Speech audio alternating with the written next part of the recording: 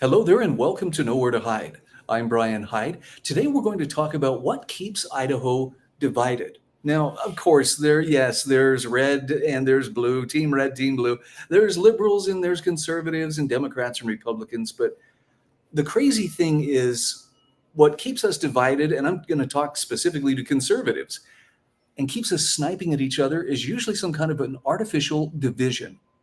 I've got some details coming up on how we can bridge those gaps and how you can know where to expend your energy so it's not being wasted. All reporters are biased, the Idaho Press Club are biased, all media, newspaper, radio. To be completely blunt here, Brian, and there are plans to expand indoctrination. That's right. Well, Idahoans are also concerned. Horror shot. That line would be moving a little bit farther west. I'm like crying. Nobody wants to see dark money is influencing policy in our state. Well, that's not how this works. Thanks once again for joining us for Nowhere to Hide.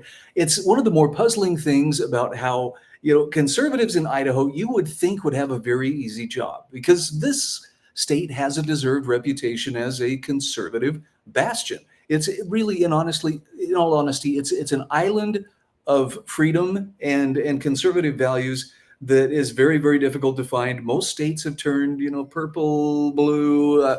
Idaho is one that has held out pretty strong, but there's a terrible problem with Idaho conservatives sniping at one another. And we get into purity tests and, basically arguing and contests, ego inflation contests on social media. And the point here is, what good does it do in terms of either moving the cause of freedom or promoting better governance? And if we're honest with ourselves, we know what the answer is. It does almost nothing. In fact, truth be told, we only bring a finite amount of moral energy with us each day. We all have 24 hours. We all have the same amount of time, what we do with it. But we have a finite amount of energy that we can devote to the things that we care about enough that we're willing to take action. We're willing to sacrifice. We're willing to preach the word, so to speak. And if you're being distracted by artificial divisions and by contests that really don't deserve to exist in the first place, then maybe your time is being wasted. I'm going to get into some details on what this looks like in just a few moments, but I want to give you an example of why this is necessary. Okay, Idaho had a huge win in this last legislative session in that school choice finally crossed the finish line. Now, this is not the best possible school choice bill. It's not, the dream bill, which was actually presented early on in the session, but it was a start. And after many years of coming close and not getting there, it's a great thing to see. So maybe you'll be surprised, maybe you won't be surprised when you see what Save Our Schools Idaho is putting out here. This is a mailer that went out that is now going after HB 93, which was the school choice bill, and doing everything in their power to try to undermine that bill, get it rescinded, whatever the case may be. They really want to undermine the public's trust. And there's some deception that's at work here. So the Idaho Education Association and organizations like Save Our Schools Idaho, it's okay to have differences of opinion, but there's more than just a difference of opinion here. There's some outright fabrication. For instance, is it really about access? Every Idaho child deserves access to a strong neighborhood school. It's like, because all the private schools just turn them away left and right. They just don't even care. So this tries to make the case that public schools are the heart of the community because more people go to them. Now, that's the system most of us grew up in. We haven't really tried educational choice, but wait till you see how they treat the amount of educational choice that we have achieved. And the bottom line here, I love this, where they say our Constitution guarantees public education. It's not a luxury, it's a duty.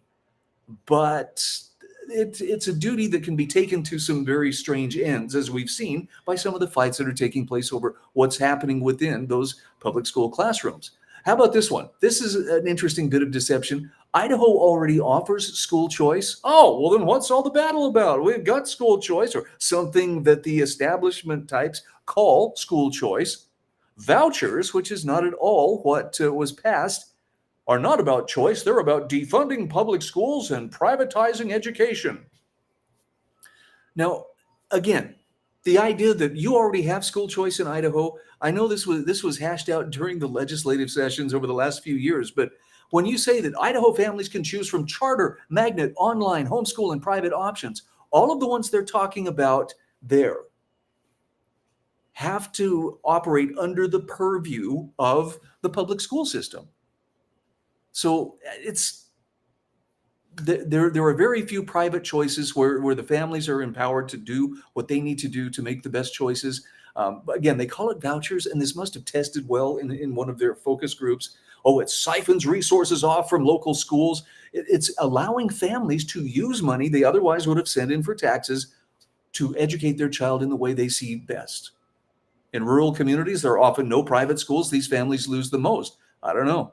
You caught up with technology lately? You ever seen what happens with online classrooms? Anyway, moving on to another one of their claims. Idaho's new voucher law sends public dollars, that would be taxpayer dollars, to private institutions with no accountability. Now, first of all, your public dollars go to private institutions all the time.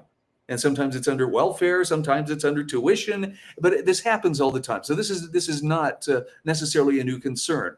But I love this claim of the new law creates a $50 million private school, there's that swear word, voucher program with no cap, no oversight, no guarantees of transparency. Really?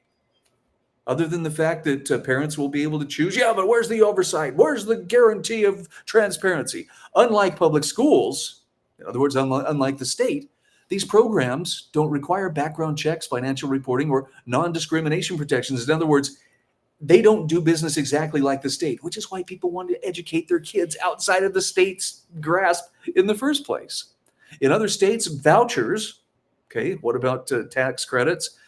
Paid for trampolines, kayaks, even theme park tickets. Believe it or not, those can be a part of learning. Idaho has no safeguards in place to prevent the same. Maybe they don't need to be prevented. Maybe those parents actually know what's best, and the bureaucratic busybodies don't. All right, one last one here. What is HB 93? This one deserves a revisit just because, again, the deception here, it's subtle, but it's real. So they portray House Bill 93 as a law that sends $50 million in public taxpayer money. Okay, it's redundant. It's taxpayer money, public money. It all comes from the taxpayers to private schools, if that's what the parents choose. They may choose to use it in other ways. Despite record-breaking public opposition organized by the teachers union, okay, it was signed into law with no cap, no oversight, no guarantee that public dollars are used responsibly. Like the rest of our government does every day. Yeah, your irony meter should be smoking and emitting showers of sparks. And this is just the beginning. They warn in other states, similar programs ballooned into multi-million-dollar schemes. That's a pretty loaded word, that drained public school budgets, raised local taxes, and failed to improve outcomes for students. Now, this is the kicker for me. The concern is it didn't improve the outcomes for students. Tell me about the outcomes for students in the public school system here in Idaho. Let's just take the last 30 years, for example. I'd love to hear your take on how those public outcomes or those outcomes have improved, because they haven't, which is why parents are looking for the opportunity to go somewhere else in the first place. Now, thankfully, we do have legislators who are like, okay, I've been warning. This is Senator Glenita Zuiderveld from the Magic Valley area saying, I've been warning about growing dependency on the federal government. Now, $37 trillion in debt. How can we expect that debt to be reduced if there aren't cutbacks? This is something that also has Save Our Schools very upset, is why millions of dollars may be cut in federal funding. Maybe it needs to be. Well, Glenita points out here, every school has a rainy day fund totaling millions. And actually, Idaho schools have been sitting pretty well for a while now. So this may be that rainy day, she says. If the funds aren't used in situations like this, what exactly are they for? Okay, that's a fair question. So again, this is one of those issues. It may have seemed like a settled matter. Well, we got it. Education choice, HB 93 passed. But look at the efforts being undertaken to undo it. Look at the deception that's being used to undo it. You got to be on your toes. You got to be involved. But here's the kicker. How do you know who and what to ally yourself with, or to how to work with other people so that you don't waste your time on people who really aren't serious about moving the cause of freedom so much as they are about drawing attention to themselves? And I'm going to give you an example of what I'm talking about here. This is an excerpt, I should say, a couple of excerpts from an excellent essay from Greg Pruitt from the Second Amendment Alliance. And he talks about access politics. And I'm not going to call anybody out by name here. So if you hear your name and come running, remember, that's on you. But access politics occurs when someone seeks a seat at the table so badly that they're willing to trade their principles or even their allies to gain and maintain that access. Now, he's talking specifically about access to this politician or that politician. And I hate to say this, I don't mean to be rude. Some politicians, it's fun to see them if you've known them for a long time, but there are people who almost take on kind of a groupie feel, stars in their eyes. Oh, let me come stand next to you and get a picture. Can I please get a picture? So I can post it to social media. And, they may not be worshiping the political figure, but they're certainly getting a contact high off, whatever social media exposure they can wring from that encounter. That makes sense? So what Greg is talking about here is, when people engage in access politics, they support certain politicians regardless of their voting record. It's like they can do no wrong. I know we see this in many ways at the national level. I don't probably need to give you examples. They avoid criticism of their favorite politicians when those politicians have sold out or changed course. And often that involves helping silence or attack people who do try to hold them accountable. Now, is that where your time is best spent? Because it seems to me that the productive people are the ones who are too busy to spend their time trying to tear other people down. But that's just one observation. Greg points out, for politicians practicing access politics, it's about gaining access to leadership, securing certain positions like chairmanships, or maybe getting your favorite bill heard in exchange for your silence. This happens all the time in politics. Idaho's legislature, he says, is as guilty of this as any other state. You want to know why DC is the way it is? Greg says access politics is the answer. And the danger here is clear. If you're protecting someone to maintain your access, whether it's to that person or whether it's to power or the perception of, look how connected I am to power, you can't hold them accountable. And this is the warning that I think Greg is rightly sounding. And that is, people who cozy up to politicians and then turn around and basically go on a destroy mission, for those who may criticize or hold those politicians accountable for their voting records. They're essentially selling their soul in a buyer's market. It's not good. Again, he says it's okay to be friends, even good friends with politicians. But if you can't separate your friendship from holding them accountable to the standard of liberty, then you care more about your access than the accountability they need.